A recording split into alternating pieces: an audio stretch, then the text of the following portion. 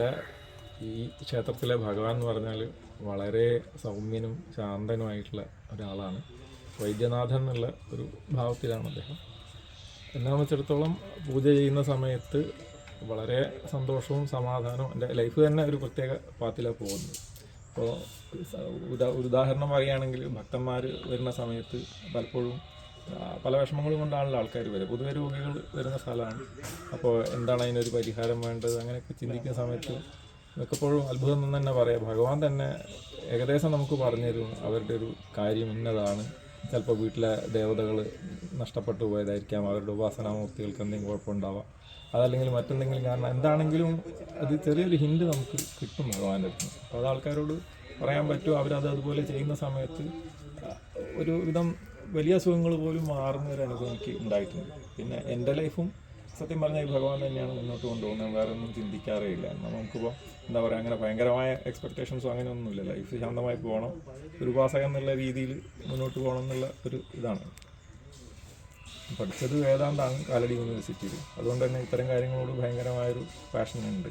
അങ്ങനെയാണ് ഞാൻ എൻ്റെ ജേർണലിസം ജോലിയൊക്കെ മാറ്റി വെച്ചിട്ട് ഈ അമ്പലത്തിൽ എത്തിപ്പെടുന്നത്. ഇപ്പോൾ സമാധാനമായിട്ട് പോകുന്നുണ്ട്.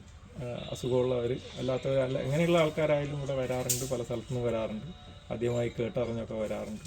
അവർക്കൊക്കെയും ഈശ്വരാനുഗ്രഹം കൊണ്ട് വേണ്ട പരിഹാരം ഉണ്ടാവാറുമുണ്ട്.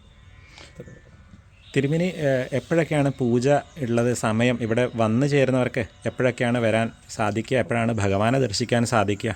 6 മണിക്ക് നട തുറക്കും. ഇപ്പം അങ്ങനെയുള്ള രാവിലെ 6 മണിക്കല്ലേ? രാവിലെ 6 മണിക്ക് വെച്ചാൽ പണികളൊക്കെ നടക്കുന്നുണ്ട്. സാധാരണ ദിവസങ്ങളിൽ 9 മണി വരെ ഉണ്ടാവും. ഞായറാഴ്ച 10-10:30 വരെ ഒക്കെ ഉണ്ടാവും. ഒരു 8-8:15 കൂടിയിട്ട് പൂജ നടക്കും. മെയിൻ പൂജ നടക്കും. വൈകുന്നേരം പൂജയില്ല? വൈകുന്നേരം ഇല്ല. വൈകുന്നേരം സംക്രമ ദിവസങ്ങളിൽ നട തുറന്ന് ദീപാരാധനയൊക്കെയാണ്. ഇപ്പോൾ വഴിപാടായിട്ട് ഈ ഒരു അവസ്ഥയിൽ ഭഗവാന് ചെയ്യാൻ പറ്റുന്ന കാര്യങ്ങൾ എന്തൊക്കെയാണ്?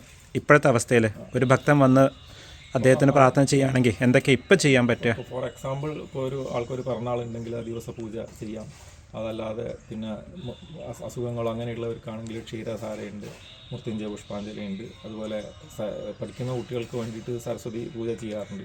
കഴിഞ്ഞ വർഷം ഈശ്വരാനുഗ്രഹം കൊണ്ട് അത് ചെയ്ത എല്ലാ കുട്ടികൾക്കും ഫുൾ A+ ഒക്കെ ഉണ്ടായി. അവരൊക്കെ ഇവിടെ വരികയും വളരെ സന്തോഷത്തോടെ പോവുകയും ചെയ്തിട്ടുണ്ട്. ഈ പ്രാവശ്യം അത് ഉണ്ടാകുന്നുണ്ട്. അതുപോലെ വിവാഹത്തിൻ്റെയൊക്കെ പ്രശ്നം വരുമ്പോൾ ഉമാമഹേശ്വര പൂജ പോലെയുള്ള അത്തരം കാര്യങ്ങളും ചെയ്യാൻ പറ്റും. പിന്നെ മഹാഗണപതി ഹോമം ചെയ്യാം. പിന്നെ കൂവളത്തിൻ്റെ അർച്ചനയുണ്ട്, ഭഗവാൻ ഏറ്റവും ഇഷ്ടമുള്ള ഒന്നാണത്. അതുപോലെ ധാര, നെയ്വിളക്ക്, അങ്ങനെയുള്ള കാര്യങ്ങളുണ്ട്. അതുപോലെ കൂടെ ഇവിടെ കുട്ടിച്ചാത്തനുണ്ട്, ശാസ്താവുണ്ട്.